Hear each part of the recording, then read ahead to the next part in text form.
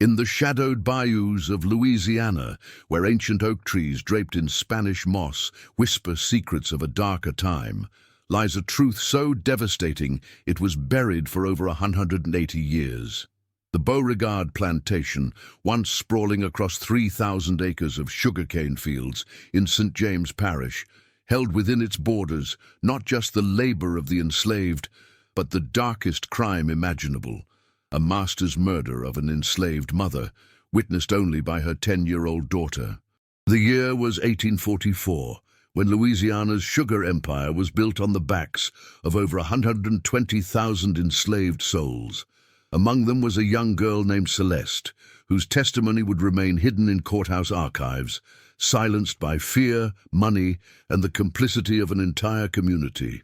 For generations, the Beauregard family's wealth masked their patriarch's unspeakable act, while Celeste's words lay forgotten in water-damaged court documents, waiting for someone brave enough to listen.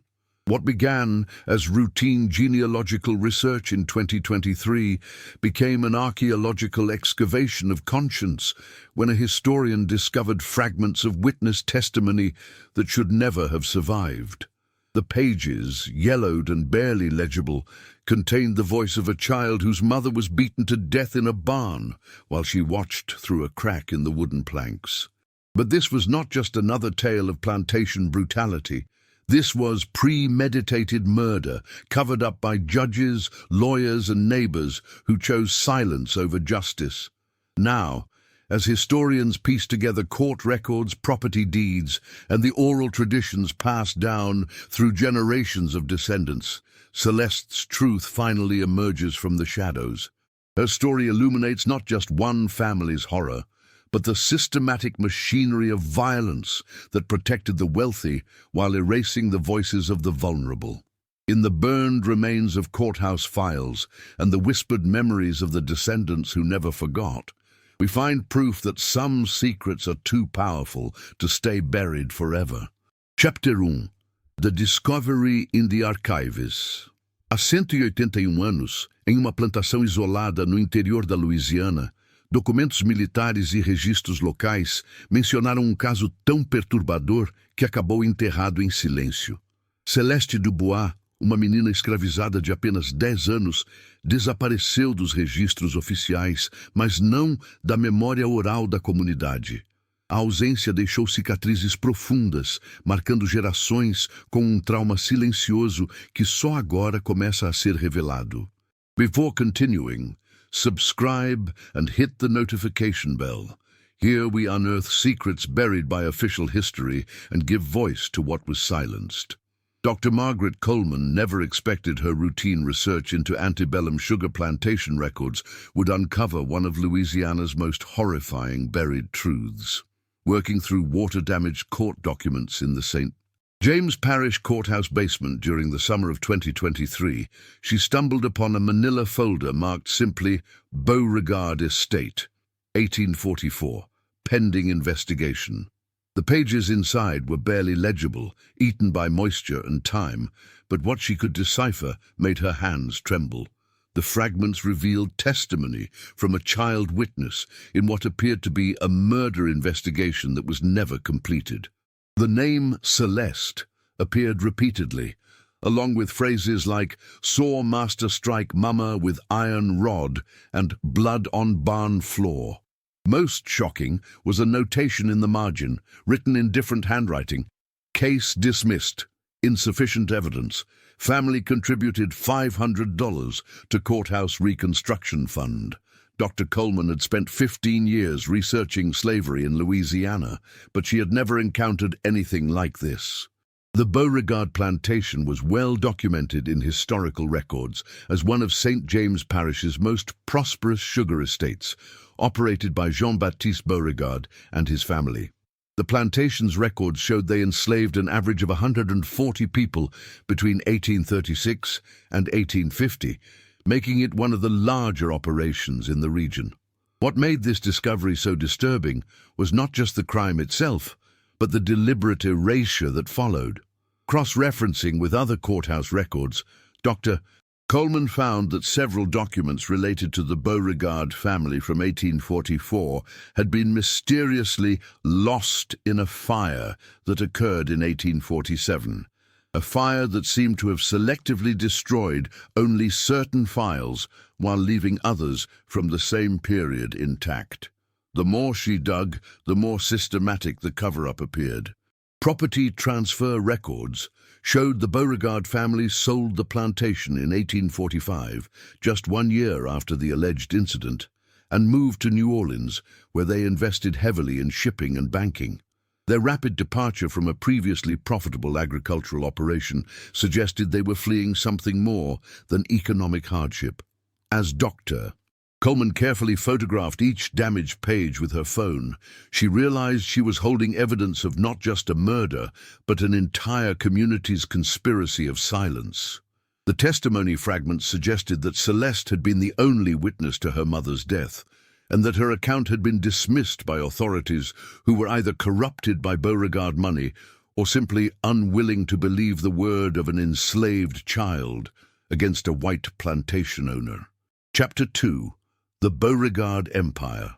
The Beauregard plantation sprawled across the fertile alluvium of St. James Parish like a feudal kingdom, its boundaries marked by endless rows of sugar cane that swayed in the humid Louisiana breeze. Jean-Baptiste Beauregard had built his empire on the labor of enslaved people, transforming 3,000 acres of former swampland into one of the most profitable sugar operations in the South by 1844. Beauregard was not a man content with modest success. His plantation house, a grand Greek Revival mansion with massive white columns, stood as a monument to wealth extracted from human suffering. The estate included not just the main residence, but a sugar mill, a rum distillery, livestock barns, and the quarters, a collection of 35 wooden structures where the enslaved families lived in conditions barely adequate for survival. The plantation operated with military precision under Beauregard's iron control. Unlike some of his neighbors who delegated authority to overseers, Jean-Baptiste maintained direct oversight of his human property, personally inspecting the quarters each morning and evening. Those who knew him described a man of volatile temperament, quick to anger and quicker to punish.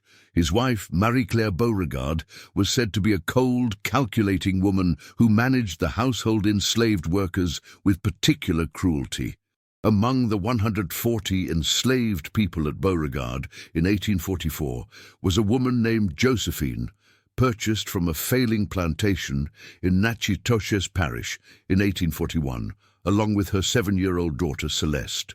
Josephine was valued not just for her field labor, but for her skills as a seamstress and midwife. She delivered babies, mended clothing, and tended to the sick in the quarters.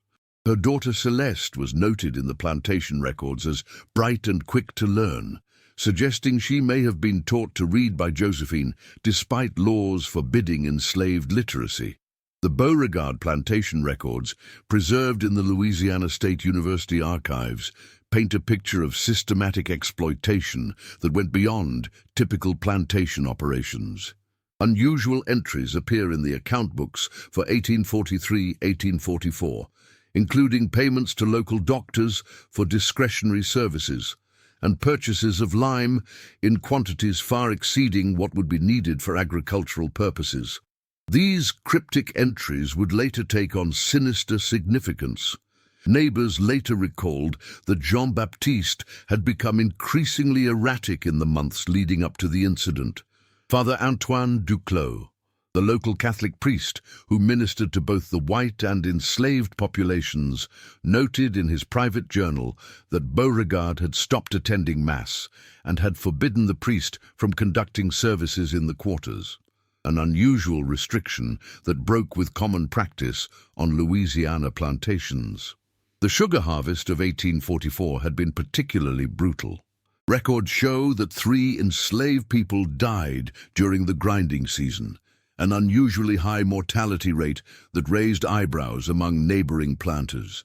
Josephine had been among those who spoke out about the dangerous working conditions, according to oral testimonies passed down through generations. Her courage in challenging Beauregard's increasingly harsh treatment may have marked her for retribution. Chapter 3. The Night in the Barn. The events of November 15th, 1844, began like countless other nights at the Beauregard plantation, with the enslaved community settling into their quarters after 16 hours of backbreaking labor in the sugar fields. The harvest was nearly complete, and tensions had been running high as Jean-Baptiste Beauregard pushed his workers beyond human endurance to maximize profits before the first frost. Celeste later testified that her mother, Josephine, had been summoned to the main house around 10 o'clock that evening. This was not unusual. Josephine often attended to medical emergencies or assisted with late-night sewing projects for the Beauregard family. What was different this time was the tone of the summons. Instead of sending another enslaved person with a message, Jean-Baptiste had come to the quarters himself, his face flushed with alcohol and rage. According to the fragmented court testimony discovered by Dr. Coleman, Celeste had followed her mother at a distance, sensing something was wrong. Instead of going to the main house, however, Jean-Baptiste led Josephine toward the large barn, where farm equipment and winter feed were stored. The 10-year-old girl hid behind a stack of hay bales outside the barn, watching through gaps in the wooden planks. The confrontation inside the barn escalated quickly. Celeste's testimony, recorded in the shaky handwriting of a court clerk, described hearing her mother's voice raised in protest, followed by Jean-Baptiste's shouting. The child could make out fragments of the argument, something about Josephine refusing to keep quiet about what she'd seen, and Jean-Baptiste accusing her of spreading lies that could ruin everything. Now, I invite you to leave in the comments where you're watching us from and the exact time you're hearing this story. I want to know how far these silenced accounts reach. What happened next would haunt Celeste for the rest of her life. Through the crack in the barn wall, she watched as Jean-Baptiste struck her mother with an iron implement, possibly a crowbar or farming tool. Josephine fell to the ground, and when she tried to crawl away, Beauregard continued beating her with methodical, calculated violence. The child's testimony described blood spreading across the hay-covered floor as her mother's cries grew weaker and finally stopped. Celeste remained hidden for what felt like hours, watching as Jean-Baptiste dragged her mother's body deeper into the barn and covered it with feed sacks. She saw him return with a shovel and lime, working by lantern light to dig a shallow grave in the earthen floor of the barn. The 10-year-old girl understood with terrible clarity that her mother was never coming home. The most chilling detail in Celeste's testimony was her description of Jean-Baptiste's demeanor after the murder. Rather than appearing panicked or remorseful, he worked with the calm efficiency of someone executing a well-considered plan. He cleaned the blood from his hands and clothes using water from a barrel, changed into fresh garments he had apparently brought to the barn for this purpose, and carefully disposed of the bloodied clothing by burning it in the plantation's furnace. Chapter 4. The silence begins. Dawn broke over the Beauregard plantation on November 16th, 1844, like any other morning, but for 10-year-old Celeste, the world had fundamentally changed. She returned to the quarters before sunrise, her mind reeling from what she had witnessed. When other enslaved people asked where her mother was, the child could only stare at them with hollow eyes, unable to form words. Jean-Baptiste Beauregard appeared at breakfast as if nothing had happened, discussing the day's work assignments with his usual authoritative manner. When questioned about Josephine's absence, he told the enslaved community that she had been sent to New Orleans on an errand for his wife and would return within a few days. This explanation was accepted without question. Enslaved people were frequently moved around without notice or explanation. But as days turned into weeks and Josephine failed to return, whispers began circulating in the quarters. Celeste's behavior had become increasingly erratic. She barely ate, spoke only when spoken to, and was often found staring at the barn with an expression of pure terror. The older enslaved women tried to comfort her, but the child seemed locked in a world of unspeakable knowledge. 3 weeks after the murder, Celeste finally broke her silence. She confided in Aunt Mabel, an elderly enslaved woman who served as an unofficial grandmother to many of the plantation's children. According to testimony fragments, Mabel initially didn't believe the child's story. The idea that a 10-year-old had witnessed such horror was almost too terrible to accept. However, when Mabel and several other trusted enslaved people investigated the barn, they found disturbing evidence.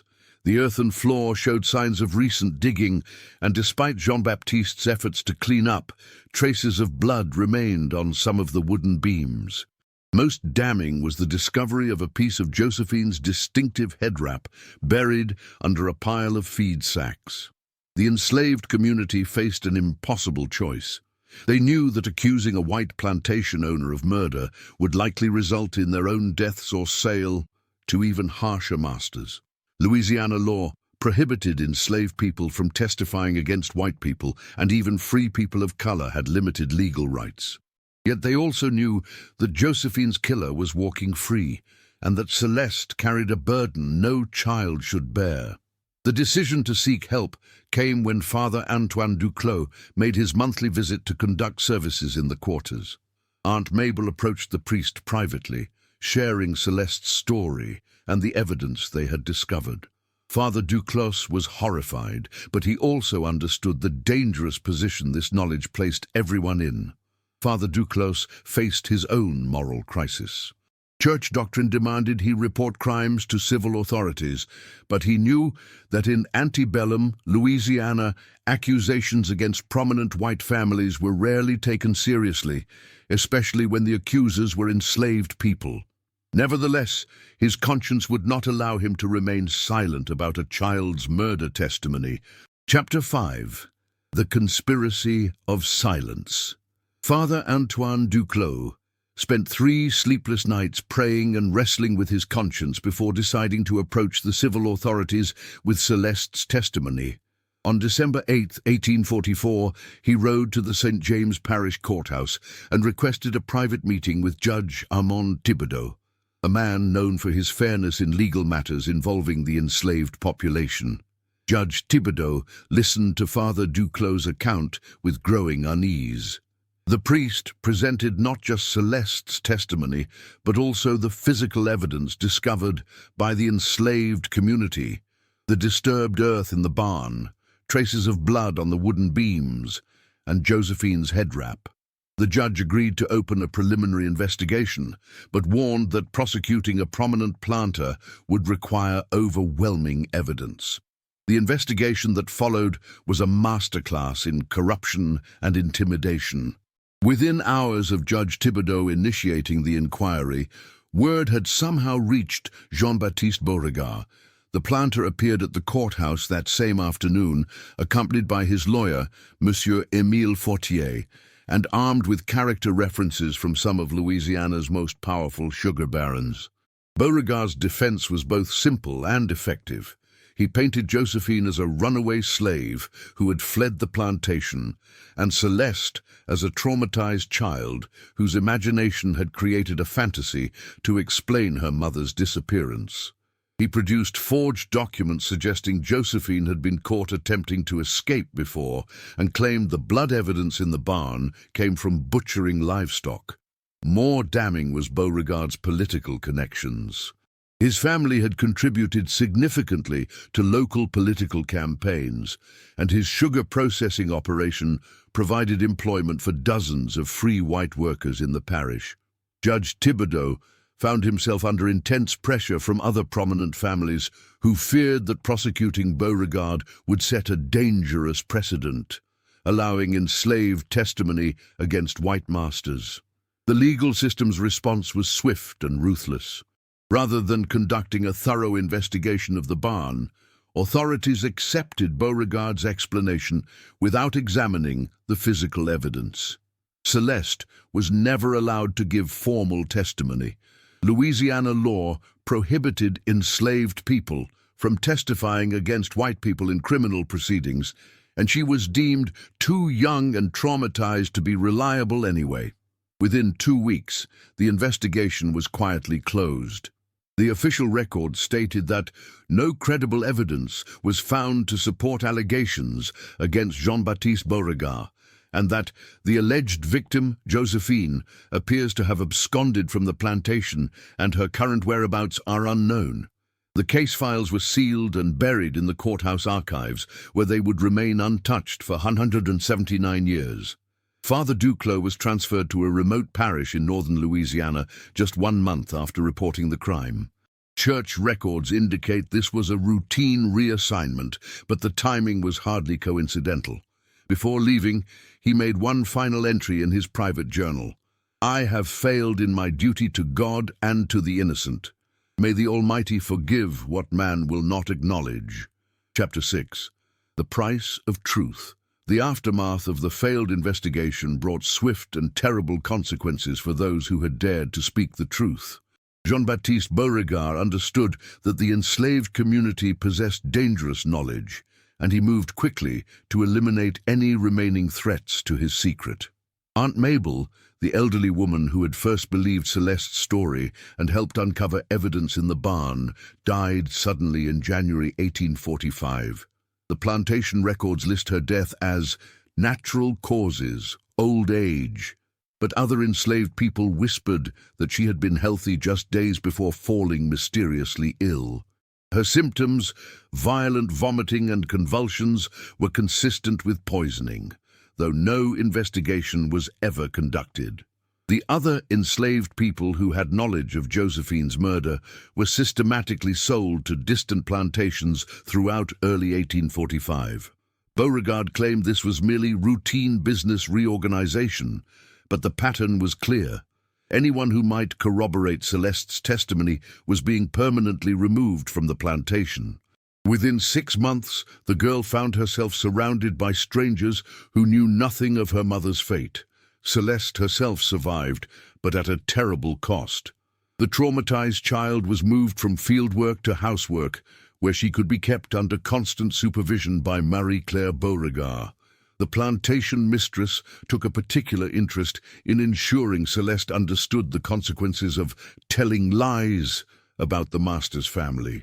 Records suggest the child was subjected to psychological torture, designed to make her question her own memories. If this story has already gripped you, leave a like. It helps Josephine's story reach more people. The 10-year-old girl began showing signs of what we would now recognize as severe trauma. She stopped speaking except when directly addressed, developed a stutter that made her words difficult to understand, and was frequently found in corners of the house, rocking back and forth while staring at nothing. The other house slaves whispered that she had gone touched in the head, but they understood the real cause of her condition. Jean-Baptiste's control over the narrative was so complete that even within the enslaved community, some began to doubt what had really happened. Without Josephine's body ever being found, and with all the witnesses either dead, sold, or too terrified to speak, the official story of Josephine's escape began to take hold. Only Celeste knew the full truth, and she was increasingly seen as a damaged child whose word could not be trusted. The Beauregard family's reputation remained untainted. Jean-Baptiste continued to host elaborate parties at the plantation, welcoming other sugar barons and their families for hunting expeditions and harvest celebrations. Guests marveled at the efficiency of his operation and the apparent contentment of his enslaved workforce. None suspected that they were dining and dancing just yards from where a woman lay, buried beneath the barn floor. By late 1845, Jean-Baptiste had decided the plantation held too many dangerous memories. He negotiated the sale of the entire estate to a sugar consortium from New Orleans, claiming he wanted to diversify his investments into shipping and banking. The sale was completed in December 1845, exactly 1 year after the investigation into Josephine's murder had been closed. Chapter 7. Scattered to the winds. The sale of the Beauregard plantation in December 1845 marked the final chapter in Jean-Baptiste's systematic cover-up of Josephine's murder. The new owners, A consortium of New Orleans investors led by Auguste Trémaux purchased not just the land and buildings, but the entire enslaved workforce, including 11-year-old Celeste, who carried within her the only remaining testimony to her mother's fate. Jean-Baptiste used the plantation sale to complete his transformation from country planter to urban businessman. He purchased a grand mansion in New Orleans' Garden District and invested heavily in Mississippi River shipping operations. His wife, Marie-Claire, became a prominent figure in New Orleans society, hosting charity events and supporting the construction of new Catholic churches. Their apparent piety and generosity earned them widespread respect among the city's elite. The new plantation owners had no knowledge of the dark secrets buried beneath their property.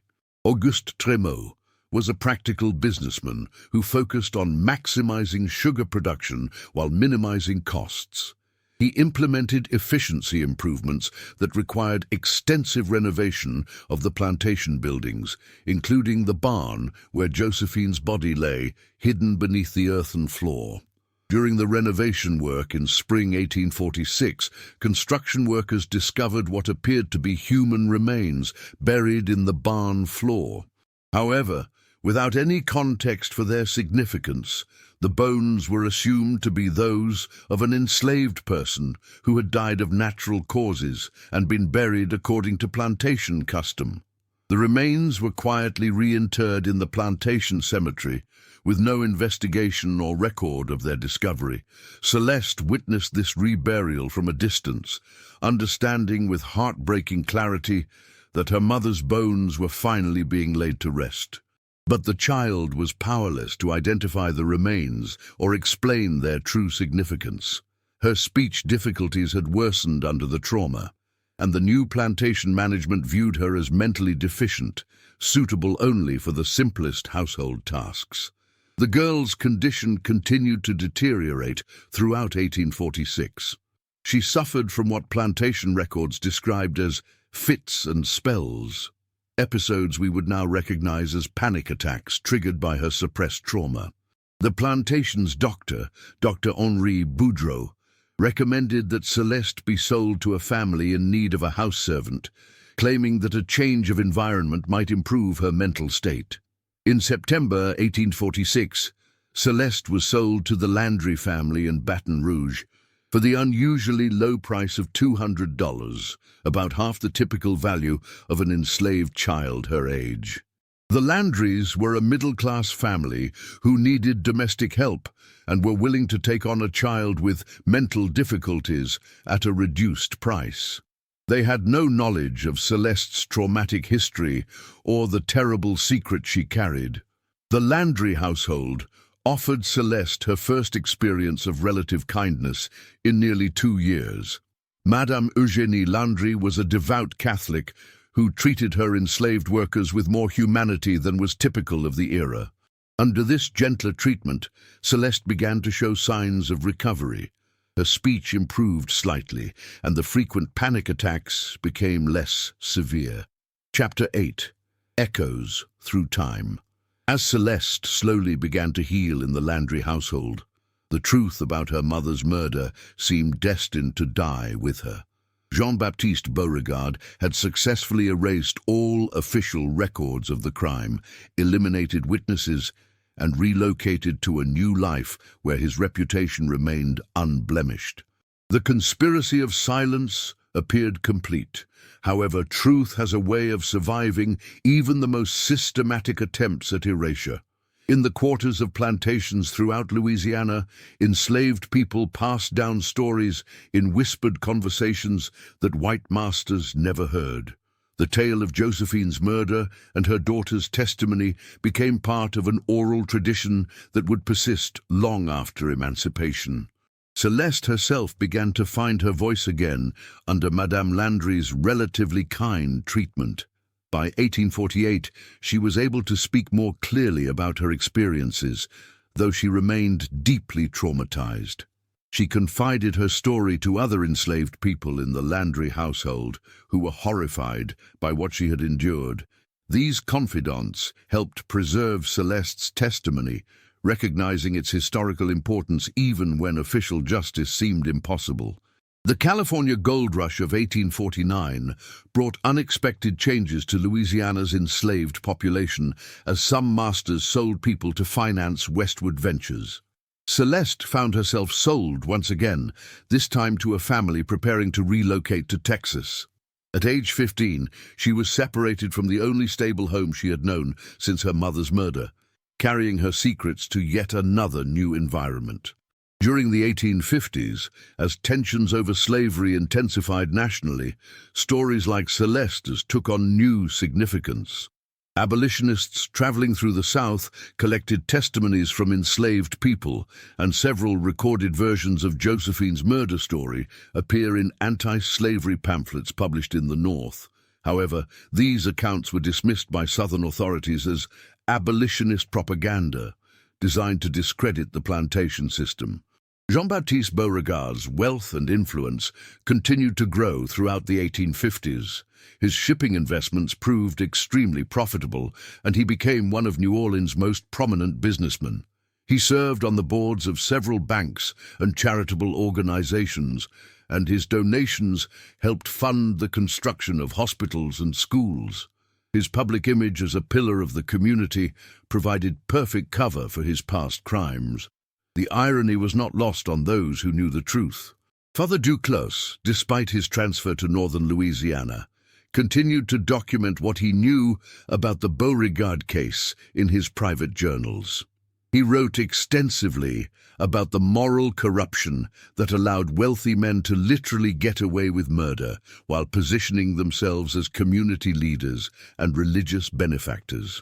As the Civil War approached, political tensions obscured individual crimes like Josephine's murder. The larger questions of slavery and secession overshadowed the personal tragedies that had been systematically covered up by the plantation system. Jean-Baptiste aligned himself with Louisiana's secessionist movement, contributing heavily to the Confederate cause and positioning himself as a defender of Southern values. Chapter 9. The Final Testimony.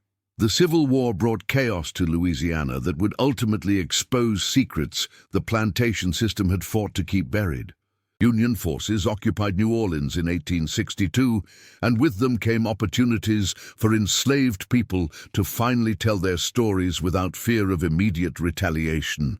For Celeste, now 28 years old and living in Texas, freedom meant the possibility of justice, even if it came nearly 20 years too late. In 1863, Union Army chaplains began documenting testimonies from formerly enslaved people as part of their effort to understand the scope of slavery's cruelties. Captain James Morrison, a Massachusetts minister serving with occupying forces in Louisiana, recorded extensive interviews with people who had knowledge of crimes committed on plantations. Among these testimonies was a detailed account from a woman identified only as C.D., almost certainly Celeste Dubois. The testimony, preserved in U.S. Army records at the National Archives, provides the most complete account of Josephine's murder that would survive into the modern era.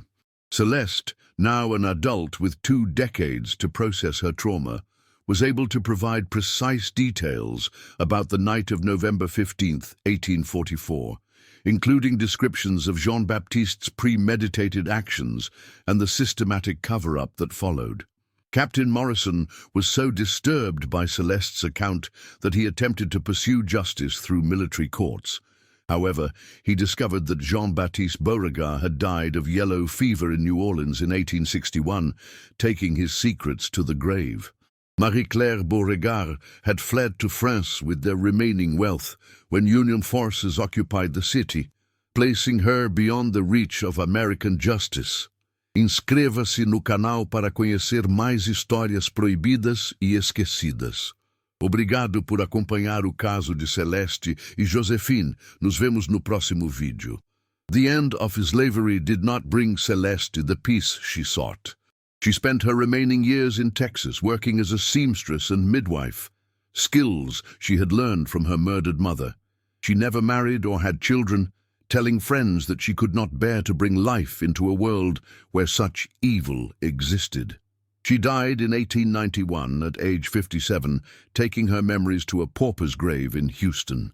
Dr. Margaret Coleman's discovery of the courthouse documents in 2023 finally brought Celeste's testimony into the light of historical scrutiny. Using modern genealogical research and DNA analysis of remains found during a 2024 archaeological survey of the former Beauregard plantation site, historians have confirmed key elements of the 40-year-old girl's account. Bones discovered beneath what had been the barn floor showed evidence of blunt force trauma consistent with Celeste's description of her mother's murder. The Beauregard family's descendants, now scattered across the United States, have remained largely silent about these revelations. Several family members contacted by historians declined to comment, though one descendant anonymously provided access to Marie-Claire Beauregard's private diary, discovered in a French chateau attic. The diary contains cryptic references to the terrible business in Louisiana and Jean-Baptiste's demons that followed us even to New Orleans. Today, the site of the former Beauregard plantation is marked by a simple historical plaque that makes no mention of Josephine's murder or Celeste's courage in testifying to the truth. The sugar fields have been replaced by suburban development, and few residents know they live above ground that once concealed such dark secrets. But in academic archives and genealogical databases, Celeste's testimony continues to illuminate the human cost of a system that valued property over people.